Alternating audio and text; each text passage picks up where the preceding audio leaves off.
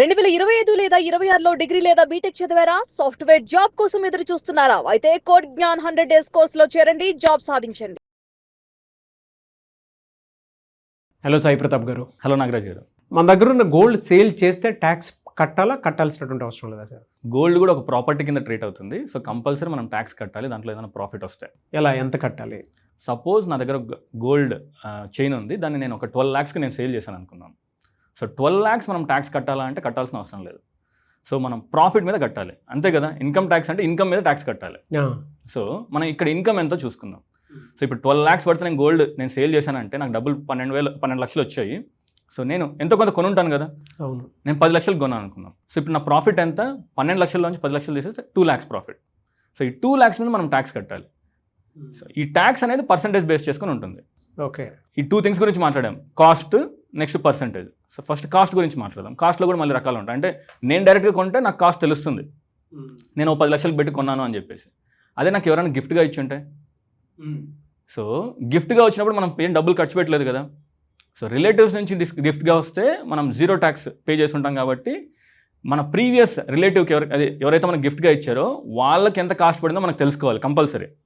అంటే మనం అడగలేము అది, కానీ తెలుసుకోవాలి కంపల్సరీ. ఇన్కమ్ ట్యాక్స్ మనం పే చేయాలి అంటే ప్రీవియస్ ఓనర్ ఎంత పర్చేజ్ చేశాడో చూసుకొని దాన్ని లెస్ చేసుకొని రిమైనింగ్ అమౌంట్ మీద ట్యాక్స్ కడతాం. సపోజ్ 12 లక్షలు ఇప్పుడు సేల్ చేశాను అన్నాం కదా, నాకు ఎవరైతే గిఫ్ట్గా ఇచ్చారో వాళ్ళకి వచ్చేసి అది 8 లక్షలకే కొన్నారు. 12 లక్షల నుంచి 8 లక్షలు తీసేస్తే 4 లక్షలు ప్రాఫిట్. ఈ 4 lakhs మీద మనం ట్యాక్స్ కట్టాలి. ఆ పర్సంటేజ్, ట్యాక్స్ పర్సంటేజ్ కూడా ఎంత ఉంటుంది దాని మీద గోల్డ్? జస్ట్ చెప్తాను. ఫస్ట్ మనం కాస్ట్ అంటే కొద్దిగా డిఫరెంట్ కేసెస్ ఉన్నాయి.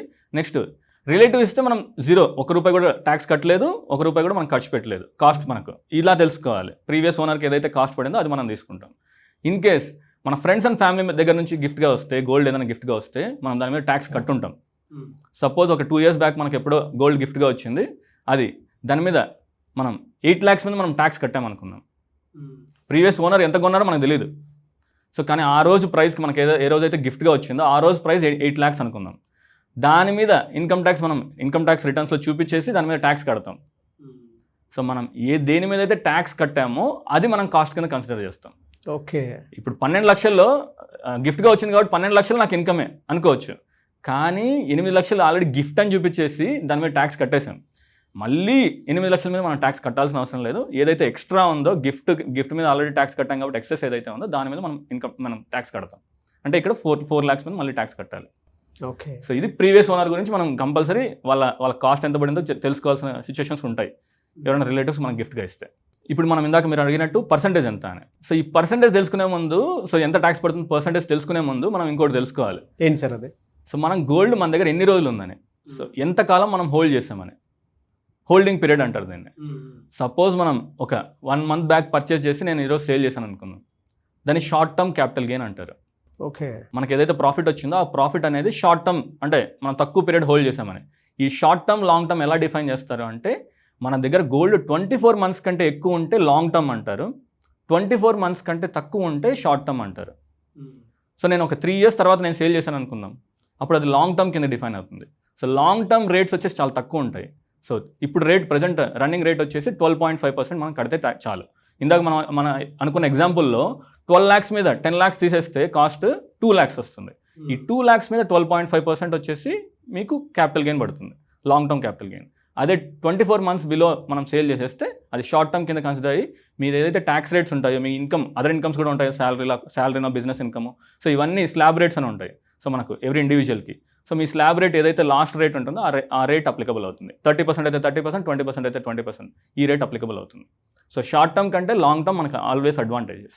సో మీరు ఏదైనా సేల్ చేయాలనుకుంటే 24 months మినిమం హోల్డ్ చేసిన తర్వాత సేల్ చేస్తే మీకు ట్యాక్స్ రేట్ తక్కువ పడుతుంది. ఓకే, సో అలా క్యాలిక్యులేట్ చేసి చేయాలన్నమాట. అవునా. అండ్ మీరు ఇందాక ఒక మాట అన్నారు, రిలేటివ్ అంటే లిమిటెడ్ పర్సనాలిటీస్ మాత్రమే ఉంటారు, వాళ్ళ దగ్గర నుంచి వచ్చేటువంటి వాటికి మనం ట్యాక్స్ కట్టాల్సిన పని లేదు, అంతే కదా సార్? అవును. ఒక్కసారి అది ఆ సైకిల్ ఒక్కసారి చెప్తారా షార్ట్గా? సో రిలేటివ్ డెఫినేషన్ కింద మన క్లోజ్ రిలేటివ్స్ మాత్రమే కవర్ అవుతారు ఇన్కమ్ ట్యాక్స్ యాక్ట్ ప్రకారం. క్లోజ్ రిలేటివ్స్ ఎవరు అంటే మన లీనియల్ అసెండెంట్స్, లీనియల్ డిసెండెంట్స్, అంటే మన గ్రాండ్ ఫాదర్స్, మన చిల్డ్రన్, వాళ్ళ గ్రాండ్ చిల్డ్రన్, వీళ్ళతో పాటు మన క్లోజ్ రిలేటివ్స్ ఎవరు ఉంటారు అంటే మన సిబ్లింగ్స్, మన బ్రదర్స్ అండ్ సిస్టర్స్, మన పేరెంట్స్, మన స్పౌస్, వైఫ్ కానీ హస్బెండ్ కానీ. సో వీళ్ళంతా కవర్ అవుతారు. సో ఇలానే మన వైఫ్ బ్రదర్స్ అండ్ సిస్టర్స్, మన బ్రదర్స్ అండ్ సిస్టర్స్ కవర్ అవుతారు, పేరెంట్స్ యొక్క బ్రదర్స్ అండ్ సిస్టర్స్ కూడా కవర్ అవుతారు. అంతే. సో లిమిటెడ్, చాలా లిమిటెడ్ అండి. Very good information. Thank you sir, thank you so much Sai Pratap garu. Thank you Nagaraj గారు.